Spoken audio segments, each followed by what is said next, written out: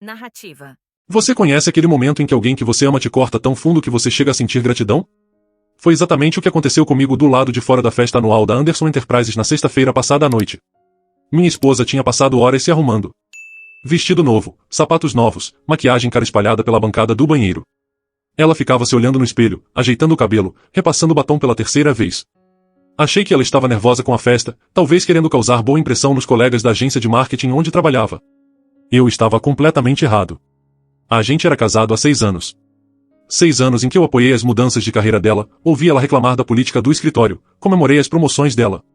6 anos achando que éramos um time. Eu até tirei a tarde de tarde do meu trabalho na construtora para levar ela de carro porque ela disse que o estacionamento no centro era péssimo. A viagem foi quieta. Ela ficou mandando mensagem para alguém, sorrindo pro celular de um jeito que parecia diferente. Quando perguntei com quem ela estava falando, ela só disse coisa do trabalho e continuou digitando. Chegamos no hotel do evento e eu vi os colegas dela através das portas de vidro. A música estava alta.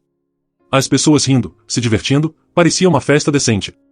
Ajeitei a gravata, peguei na mão dela enquanto íamos para a entrada, achando que íamos entrar juntos como qualquer casal casado normal. Foi aí que ela parou de repente. Ela virou para mim com uma cara que eu nunca tinha visto, fria, quase com nojo, como se eu fosse um estranho que tinha pegado na mão dela sem permissão. Aí ela chegou perto, tão perto que eu senti o perfume caro dela, e sussurrou algo que mudou tudo. Não fica perto de mim nessa festa. Você é vergonhoso. As palavras me acertaram mais forte que qualquer soco que eu já levei em obra. Mas o negócio de ser desrespeitado tão completamente, tão em público, bem na frente do prédio cheio de colegas dela, não me deixou com raiva. Me deixou cristalino sobre com quem eu era casado. Olhei para ela parada ali com um vestido chique que custou mais do que eu ganho numa semana, esperando que eu discutisse ou implorasse ou perguntasse o que ela quis dizer. A expressão dela era impaciente, como se eu estivesse perdendo o tempo dela só por existir. Em vez de dar o que ela esperava, eu sorri. Combinado, falei calmamente, e virei as costas e voltei pro carro. Ela gritou atrás de mim, confusa agora. Ei, pra onde você vai? Eu não virei. Não expliquei. Só entrei no carro, liguei o motor e fui embora, deixando ela parada ali de salto alto na calçada, olhando minhas lanternas traseiras sumirem na noite. Meu celular começou a vibrar antes mesmo de eu chegar no primeiro semáforo. Mas eu não atendi. Pela primeira vez em 6 anos, eu tinha clareza perfeita sobre o que minha esposa pensava de mim. O que aconteceu depois? Bom, foi aí que as coisas ficaram interessantes. Quando cheguei no cruzamento 3 quarteirões depois, meu celular estava apitando que nem alarme de incêndio. Ligação atrás de ligação. Mensagem atrás de mensagem. Dei uma olhada na tela e vi o nome dela acendendo a cada poucos segundos. Estacionei num canto e li as mensagens. Pra onde você foi? Tá falando sério agora? O pessoal tá perguntando onde você tá. Isso é muito imaturo. Me liga de volta. Cada mensagem mais desesperada que a anterior. Eu conseguia imaginar ela no saguão do hotel, provavelmente inventando desculpa pros colegas sobre por que o marido dela tinha sumido. O mesmo marido que ela achava vergonhoso demais para ficar do lado 5 minutos antes. Em vez de ligar de volta, digitei uma resposta simples, procurando alguém que não tenha vergonha de mim. Aí bloqueei o número dela. O silêncio que veio depois foi o mais tranquilo que eu senti em meses. Talvez anos. Fiquei lá no carro vendo as pessoas passarem na calçada, casais indo jantar, amigos rindo juntos. Pessoas normais que não tratavam o outro como lixo. Dirigi até o Murphy's Bar, um boteco a uns 10 minutos da nossa casa. Nada chique, só bebida honesta e gente de verdade. O tipo de lugar que minha esposa nunca pisaria porque não era trend o suficiente para a imagem dela. O barman, um cara mais velho chamado Mike, me reconheceu na hora. Noite ruim. Pode-se dizer que sim. Pedi uma cerveja e achei um lugar no canto do balcão para pensar. Foi aí que caiu a ficha. Não era a primeira vez que ela agia como se tivesse vergonha de mim. Teve o piquenique da empresa no verão passado onde ela mal reconheceu minha existência. O jantar com as amigas da faculdade onde ela ficava desviando a conversa do meu trabalho. O jeito que ela me apresentava em eventos sociais como se eu fosse um conhecido distante em vez de marido. Eu ficava arrumando desculpa pro comportamento dela há tanto tempo que tinha esquecido como era a respeito.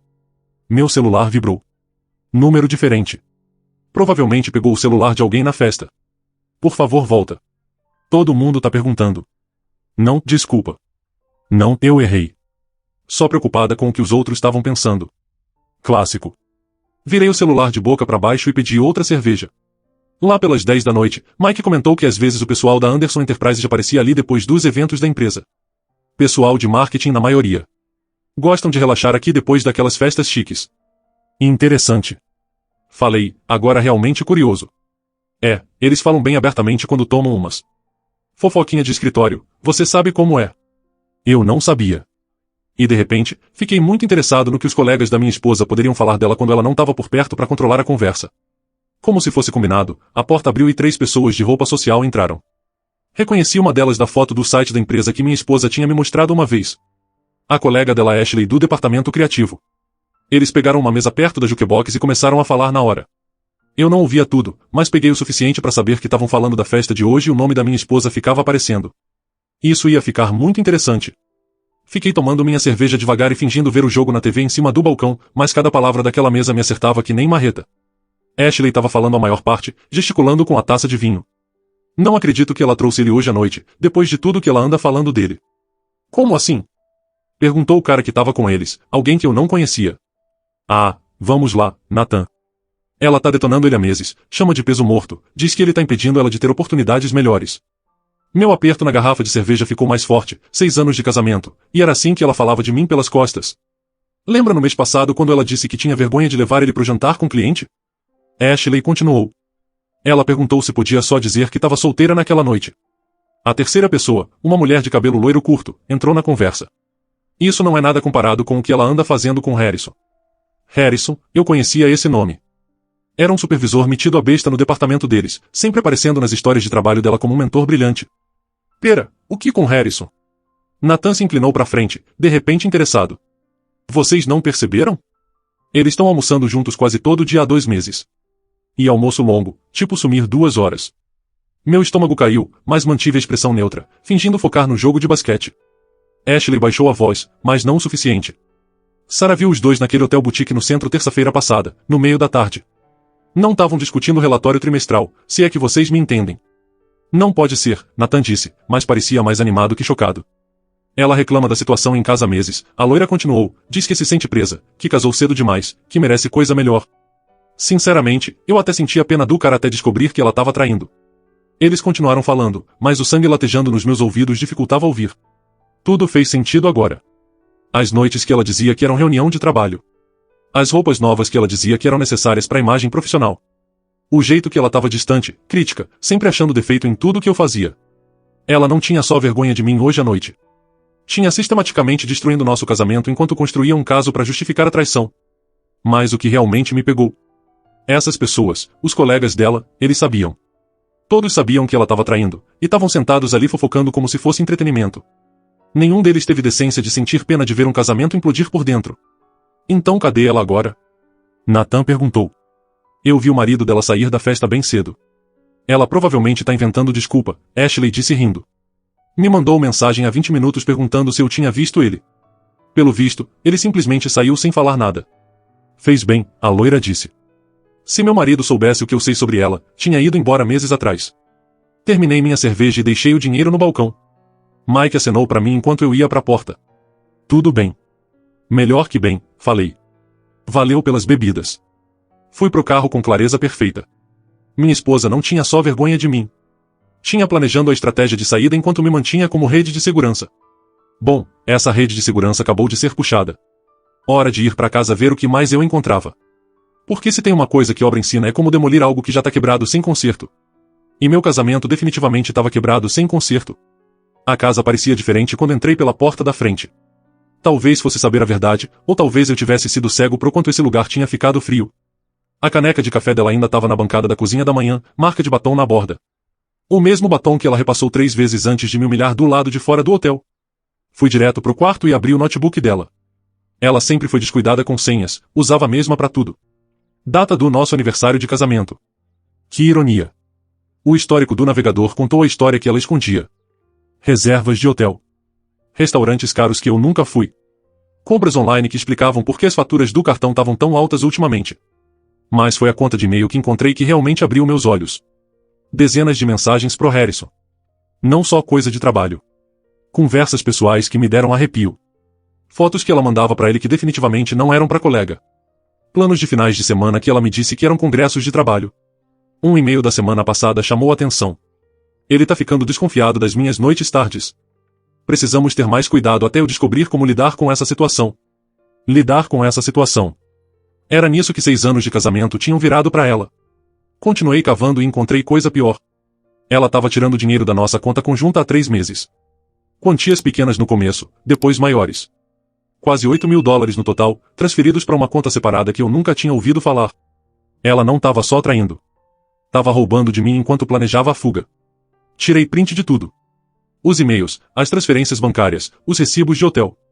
Aí fiz algo que ela nunca esperaria do marido vergonhoso dela. Liguei pro meu primo Lucas, que passou por um divórcio bagunçado 2 anos atrás. Você precisa documentar tudo, ele disse quando expliquei a situação. Fotos, extratos bancários, logs de conversa. E precisa proteger seus bens amanhã de manhã antes que ela perceba que você sabe. E advogado? Conheço uma. Laura Welch. Ela é dura na queda, não enrola. E já pegou casos assim. Vou te mandar o número dela. Quando desliguei, eu tinha um plano. Primeira coisa, na segunda de manhã, abriria a conta bancária só minha e mudaria meus salários para lá. Nossa conta conjunta ficava aberta, mas ela não teria acesso aos meus ganhos futuros. Aí marcaria com essa advogada e começaria o processo direito. Eu tava imprimindo os e-mails mais pesados quando ouvi o carro dela na garagem. Quase meia-noite. A festa deve ter terminado mal para ela. Provavelmente passou a noite toda inventando desculpa pro marido sumido. Fechei tudo rápido, coloquei as páginas impressas na minha caixa de ferramentas na garagem e fingi que tava vendo TV na sala. Ela entrou que nem furacão. Vestido amassado, maquiagem borrada, segurando os saltos numa mão. Cadê você se meteu, porra? Ela exigiu. Olhei pra cima do sofá calmamente. Fora. Fora onde? Você tem ideia do quanto hoje à noite foi humilhante pra mim? O pessoal ficava perguntando onde você foi. Tive que inventar que você tava doente. Engraçado. Falei, voltando pra TV, achei que você não queria eu lá mesmo. Problema resolvido. Ela ficou parada me olhando como se eu tivesse criado uma segunda cabeça. Não era a reação que ela esperava. Ela queria drama. Raiva. Súplica de perdão. Em vez disso, ganhou indiferença. A gente precisa conversar sobre isso, ela disse, sentando na poltrona em frente. Não, falei simplesmente. Não precisa. Como assim não precisa? Você não pode simplesmente sair no meio da minha festa na frente do meu escritório inteiro e achar que tudo vai ficar normal. Desliguei a TV e olhei direto para ela. Você me chama de vergonhoso. Eu removi a vergonha. De nada. A confusão no rosto dela era quase cômica. Ela tinha me manipulado tanto tempo, controlando conversas e narrativas, que minhas respostas diretas estavam deixando ela completamente perdida. Não foi bem isso que eu quis dizer, ela disse, mudando para voz de desculpa. Eu tava só nervosa com a festa. Claro que tava. O que isso quer dizer? Levantei e fui pro quarto. Quer dizer que tô cansado e amanhã eu trabalho. Alguns de nós ainda levam responsabilidade a sério. Senti ela me olhando enquanto eu ia embora, provavelmente pensando o que tinha acontecido com o marido que corria atrás dela tentando consertar o que estava errado. Aquele marido tinha sumido, e ela não fazia ideia do porquê. Na manhã seguinte, ela já tinha saído antes de eu acordar. Provavelmente não aguentava a tensão de ficar perto de alguém que não jogava mais o jogo dela. Encontrei um bilhete na bancada da cozinha. A gente precisa conversar quando eu chegar. Isso não pode esperar. Ela estava certa sobre uma coisa. Não podia esperar. Passei o dia exatamente como planejei. Abri conta bancária nova. Depositei meus últimos 3 salários que eu estava guardando em dinheiro exatamente para isso. Marquei com Laura Welch no horário de almoço. Ela era tudo que o Lucas tinha prometido, direta e sem enrolação. Com provas tão claras, a gente pode entrar com divórcio por adultério, ela disse, olhando os documentos que levei. A infidelidade financeira torna ainda mais forte. Ela estava sistematicamente roubando bens conjugais para bancar o caso. Quanto tempo vai levar? Depende se ela quiser brigar ou aceitar a realidade. Pelo que você me mostrou, brigar seria burrice, mas gente faz burrice quando é pega. Quando cheguei em casa à noite, o carro dela já estava na garagem, junto com outros 2 que eu não conhecia. Pela janela da frente, vi ela andando de um lado pro outro na sala, falando animadamente no telefone. Entrei e encontrei a irmã dela Lauren e a amiga dela Nicole sentadas no nosso sofá, as duas com cara de desconforto. Elas me olharam nervosas quando entrei. Ele chegou. Minha esposa disse no telefone, depois desligou rápido. Senhoras, falei educadamente, acenando pro esquadrão de apoio dela. Timing interessante pra visita. A gente precisa discutir o que aconteceu ontem à noite. Minha esposa anunciou, claramente mais confiante com testemunhas presentes. Coloquei minha mochila de trabalho no chão devagar e olhei para as 3. Precisa? Você me humilhou na frente do meu escritório inteiro. Você me fez parecer idiota. Lauren se remexeu desconfortável. Talvez a gente devesse deixar vocês 2 a sós. Não, minha esposa disse rápido. Quero testemunhas para essa conversa. Ele tá agindo estranho, e quero gente ouvindo quanto ele tá sendo irracional. Quase ri. Ela queria testemunhas. Perfeito. Você tem razão, falei, indo para a cozinha e voltando com a pasta que preparei. Vamos falar de vergonha. Abri a pasta e tirei prints impressos dos e-mails dela com Harrison. O rosto dela ficou branco. Que isso?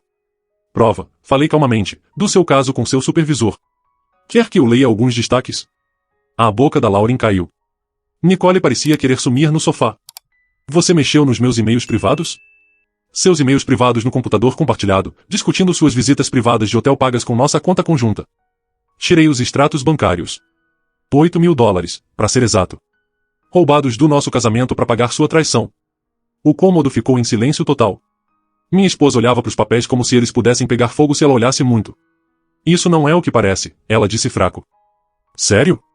Porque esse e-mail de terça passada diz, e cito, mal posso esperar para sentir suas mãos em mim de novo. Estar casada com ele parece prisão agora. Lauren levantou de repente. Acho que a gente vai indo.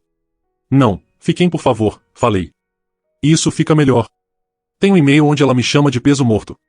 O onde ela pergunta se pode fingir que tá solteira em eventos de trabalho. Ah, e meu favorito pessoal, onde ela diz pro Harrison que eu sou burro demais para perceber o que tá acontecendo. Minha esposa finalmente achou a voz, mas saiu como grito. Para com isso. Parar o quê? Contar a verdade? Achei que você gostava de verdade. Você certamente compartilhou bastante dela com seus colegas de trabalho. A porta da frente abriu de repente, e a vizinha Sara da casa ao lado espiou para dentro. Tudo bem? A agente ouviu o grito. Timing perfeito. Sara era a rede de notícias não oficial do bairro. Tudo ótimo, Sara, falei alto o suficiente para o marido dela ouvir da porta. Só discutindo o caso da minha esposa com o supervisor dela. Pelo visto, eu sou vergonhoso demais para ficar do lado, mas não vergonhoso demais para roubar dinheiro. Os olhos da Sara se arregalaram. O marido dela apareceu atrás, claramente ouvindo cada palavra. Ele tá mentindo. Minha esposa gritou, mas a voz falhou. Ele tá tentando me fazer eu parecer mal porque pedi um espaço num evento de trabalho. Segurei outro print. Recibo do Hotel Middleton Inn. Terça-feira à tarde. Quarto 237. Cobrado no cartão que você achava que eu não olhava. O silêncio se esticou por o que pareceu horas. Lauren pegou a bolsa e foi para a porta, puxando Nicole junto. A gente liga depois, murmurou. Sara e o marido trocaram olhares e recuaram quietos, mas eu sabia que tinham ouvido tudo o que precisavam. Minha esposa ficou parada no meio da sala, cercada de prova da traição dela, com metade do bairro agora sabendo o que ela fez. Você destruiu tudo, ela sussurrou. Não, falei, juntando os papéis e colocando de volta na pasta. Você destruiu tudo. Eu só parei de deixar você esconder. A gente pode resolver isso. Terapia de casal, a gente conserta. Olhei para ela por um longo momento. 6 anos atrás, casei com alguém que achava que conhecia. Alguém que nunca roubaria de mim, mentiria para mim, ou me chamaria de vergonhoso enquanto planejava me trocar. Não, falei simplesmente, a gente não pode. E pela primeira vez desde que isso tudo começou, ela percebeu que eu estava falando sério. Os papéis do divórcio foram entregues para ela no trabalho 3 dias depois. Eu garanti isso. Se ela queria manter vida pessoal e profissional separadas, bom, esse navio já tinha navegado no momento que decidiu ter caso com o supervisor. Segundo Lucas, que ouviu da namorada dele que trabalha no mesmo prédio, a cena foi espetacular. Segurança entrou no meio de reunião de departamento, chamou ela pelo nome, e entregou os documentos legais na frente de todo mundo, incluindo o Harrison. Mas isso foi só o começo. Até o fim daquela semana, a notícia do caso dela tinha se espalhado pelo escritório inteiro. Não porque eu disse nada, viu? Acontece que os colegas dela estavam esperando meses para esse drama explodir, e quando explodiu, não conseguiram se conter. Ashley, a mesma mulher que estava fofocando dela nos bar, aparentemente contou para todo mundo que quisesse ouvir sobre os recibos de hotel e dinheiro roubado. A empresa tinha política rígida sobre supervisores tendo relacionamento com subordinados. Harrison foi transferido para outro departamento na hora. Minha esposa ganhou coisa pior. Virou pária no escritório. Ninguém queria ser associado à mulher que roubava do marido para bancar caso que todo mundo sabia. A irmã Lauren me ligou na sexta, chorando. Ela tá ficando com a gente temporariamente, mas tá um caos. Fica dizendo que você prendeu ela, que você planejou tudo isso. Eu não planejei nada, falei honestamente pra ela. Eu só parei de ignorar o que estava acontecendo. Ela diz que você tá tentando levar tudo no divórcio. Quase ri.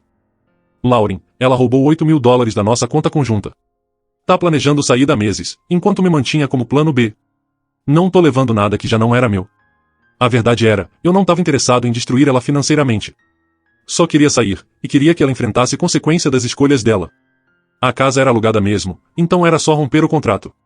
Os carros estavam nos 2 nomes, a gente resolvia. Mas o dinheiro que ela roubou? Esse voltava para mim, mais metade do que sobrou nas contas. Laura Welch tinha razão sobre uma coisa. Minha esposa tentou brigar no começo. Contratou um advogado caro que provavelmente custou mais dinheiro que ela não tinha, e tentou alegar que eu era abusivo emocionalmente, que ela foi levada a buscar conforto em outro lugar por causa do meu comportamento. Isso durou exatamente até o advogado dela ver as provas. Aparentemente, é difícil alegar abuso emocional quando tem e-mail chamando o marido de peso morto, e planejando visita de hotel com o chefe. O advogado dela aconselhou aceitar o acordo e seguir em silêncio. O processo todo levou 6 semanas. 6 semanas para dissolver 6 anos de casamento. Tudo porque ela não conseguia continuar casada com alguém que considerava inferior. Mas o fallout continuou vindo. Sarah, a vizinha, aparentemente contou para todo mundo na rua sobre o confronto. Em um mês, o bairro inteiro sabia o que aconteceu. Quando ela voltou para pegar o resto das coisas, teve que passar por casas onde as pessoas sabiam exatamente por que o casamento dela acabou. As consequências profissionais foram piores ainda. A notícia rodou rápido na indústria. Marketing é um mundo pequeno na nossa cidade, e todo mundo conhece todo mundo. A reputação dela foi pro espaço. 3 meses depois do divórcio finalizado, ela foi demitida. Oficialmente, corte de orçamento. Extraoficialmente, todo mundo sabia que ela tinha virado tóxica para a cultura da empresa. Ouvi da Lauren que ela estava se candidatando para vagas em outras cidades, tentando recomeçar onde ninguém conhecesse a história dela. Mas na era de rede social e networking profissional, não tem mesmo onde se esconder de algo assim. Enquanto isso, minha vida melhorou de jeitos que eu não esperava. Sem a crítica constante e os gostos caros dela, eu tinha dinheiro no banco pela primeira vez em anos. Comprei uma casa pequena mais perto da obra. Nada chique, mas era minha. Sem contrato de aluguel, sem dono, sem nada compartilhado. Os caras no trabalho perceberam a mudança na hora. Eu tava mais feliz, mais confiante, fazendo piada de novo. Meu chefe até comentou que eu parecia outra pessoa. Divórcio faz isso, falei pra ele. Às vezes perder algo tóxico é a melhor coisa que pode te acontecer. 6 meses depois daquela noite no hotel, esbarrei na Ashley no supermercado. Ela me reconheceu na hora e ficou sem graça. Ouvi falar de tudo, ela disse baixinho. Desculpa como tudo aconteceu. Não precisa, falei. Melhor coisa que já me aconteceu. Ela não tá bem, ela ofereceu. Ainda não achou emprego fixo, morando com um parente diferente. Eu sinceramente não senti nada ao ouvir isso. Nem satisfação, nem pena, nada. Ela fez as escolhas, agora estava vivendo as consequências. É assim que a vida funciona. Tomara que ela se encontre, falei, e foi sincero. Não porque eu ligava para a felicidade dela, mas porque eu tinha seguido em frente completamente. Os problemas dela não eram mais meus problemas. Enquanto dirigia para casa minha, com minha hipoteca minha, ouvindo música que ela teria reclamado, pensei naquela noite do lado de fora do hotel. Ela me chamou de vergonhoso e pediu para eu não ficar perto dela. Acontece que ela estava certa sobre uma coisa. Eu não era a pessoa certa para ficar do lado dela. Eu era verdadeiro demais para alguém tão falso, leal demais para alguém tão desonesto, direto demais para alguém tão manipulador. Ela queria alguém que não envergonhasse ela em festa de empresa. Bom, agora ela podia levar quem quisesse para esses eventos. Supondo que ela ainda fosse convidada para algum. Eu, por outro lado, aprendi algo valioso. Quando alguém te mostra quem é, acredite na primeira vez. E quando te dizem que você é vergonhoso, agradeça a honestidade e vá embora. Porque a única coisa mais vergonhosa que estar casado com alguém que não te respeita é continuar casado depois de descobrir.